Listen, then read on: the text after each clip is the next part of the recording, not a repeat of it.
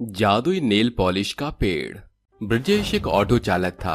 उसकी दो बेटियां थीं, अंबर और धरा। रोजाना की तरह आज भी ब्रजेश अपना ऑटो लिए सवारी के लिए सड़क पर खड़ा था।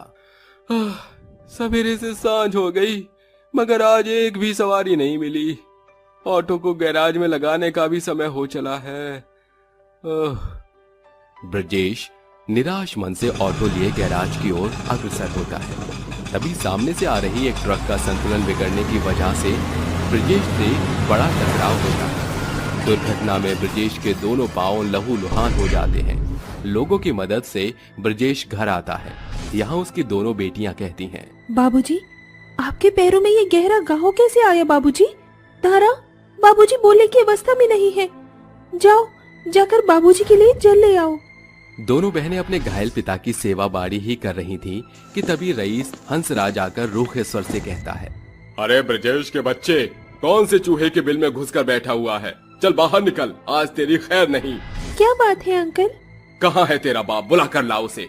मेरे ऑटो का पुर्जा पुर्जा तोड़ फोड़ दिया है। अरे उसके पैसे कौन चुकाएगा?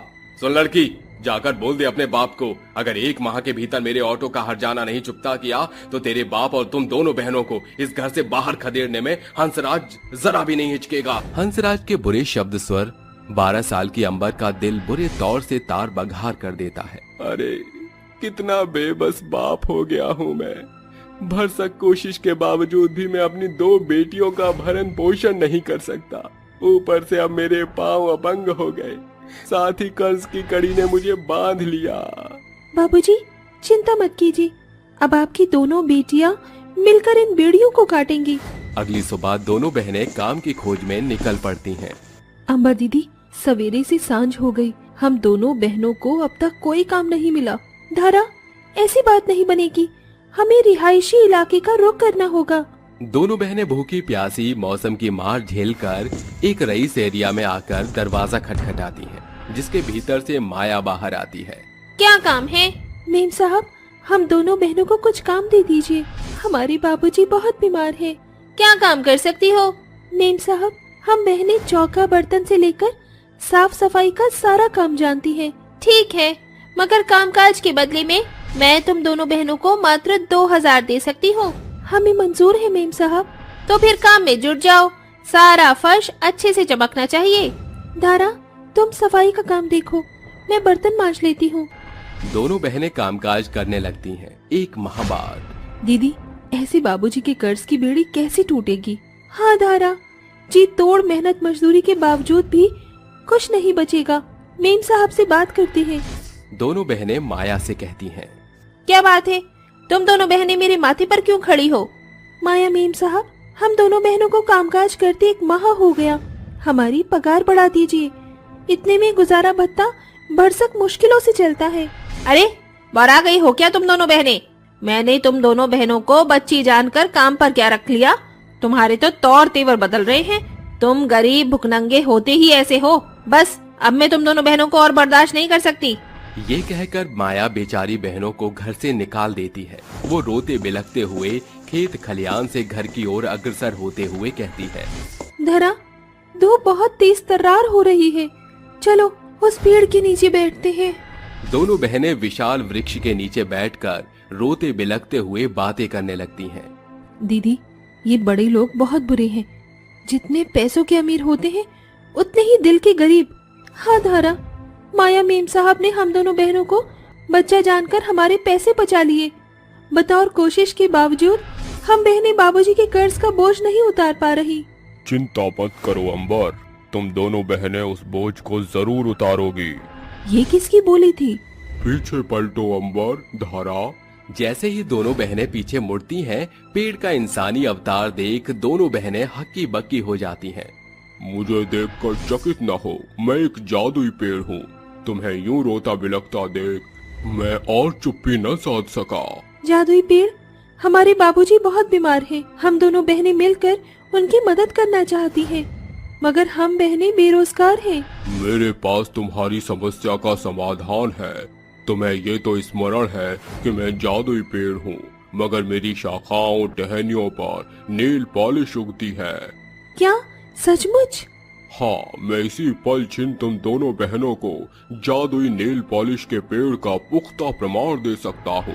पेड़ अपनी आंखें बंद करके जैसे एक शब्द बोलते ही वो जड़ से लेकर तनों शाखाओं तक सुनहरी चमक से सराबोर हो जाता है, जिसके प्रत्येक शाखा पर चमचमाते भांति भांति के नेल पॉलिश निकल आते हैं। ओ, पूरी इन बहनों की ख्वाहिश उगाए मुझ में सैकड़ों नेल पॉलिश। अरे ये तो जिनकी जादू के जैसा है। आज तक पेड़ों में फल और सब्जियां उगती देखी है ये हाँ, ये नेल पॉलिश का जादुई पेड़ इंसानों की सोच से एकदम परे है। सब कुछ एक सपने सा लग रहा है। मगर मैं नेल पॉलिश का जादुई पेड़ जीता जागता प्रमाण हूँ। अंबर, धारा, जल्दी से नेल पॉलिश को तोड़ लो। जादुई पेड़ पर लगे नेल पॉलिश भांति भांति रंगों के नेल पॉलिश से परिपूर्ण थे। दोनों बहनें नेल पॉलिश तोड़कर उन्हें लेकर घर आती हैं। धारा, इन नायाब नेल पॉलिश से अब हम दोनों बहनों की बेरोजगारी खत्म हो जाएगी। हाँ दीदी, इन नेल पॉलिश की चमक धमक से सभी इन्हें पसंद करेंगे।